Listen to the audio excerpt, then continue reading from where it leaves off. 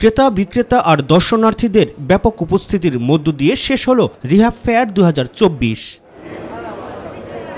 ছুটির দিন হওয়ায় শেষ দিনে মেলায় ছিল উপচে পড়া ভিড়। 4 দিনব্যাপী এবারের মেলা থেকে প্রত্যাশার চেয়ে প্রাপ্তি বেশি বলে জানান আবাসন শিল্পের সাথে জড়িতরা।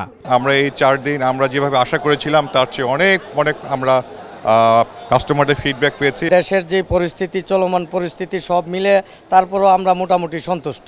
এবার তো আসলে মেলাটা অনেক কঠিন ছিল, তারপরে লাস্ট 2-3 দিনে আমরা যে রেসপন্স পাচ্ছি আলহামদুলিল্লাহ অনেক ভালো।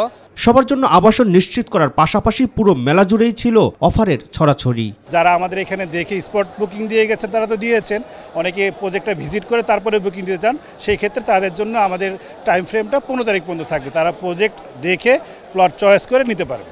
এই রিয়েল এস্টেট সেক্টরে যে একটা বুমেরাং অবস্থা ক্লায়েন্টদের মনে, আমরা এখান থেকে বের করে আনতে চাই। আশিয়ান সিটি সহ আবাসন শিল্পের সাথে জড়িত 200-র অধিক প্রতিষ্ঠান অংশ নিয়েছিল এবারের মেলায়। মেলা থেকে আমরা মোটামুটি ভালো রেসপন্স পেয়েছি। আমাদের প্রায় 50 জন ক্লায়েন্টকে মোটামুটি নিশ্চিত করেছি। বিল্ডিংয়ের ছাদে সহজেই যাতে সবাই সাঁতার কাটতে পারে এই জন্য আধুনিক একটা টেকনোলজি নিয়ে আসছি।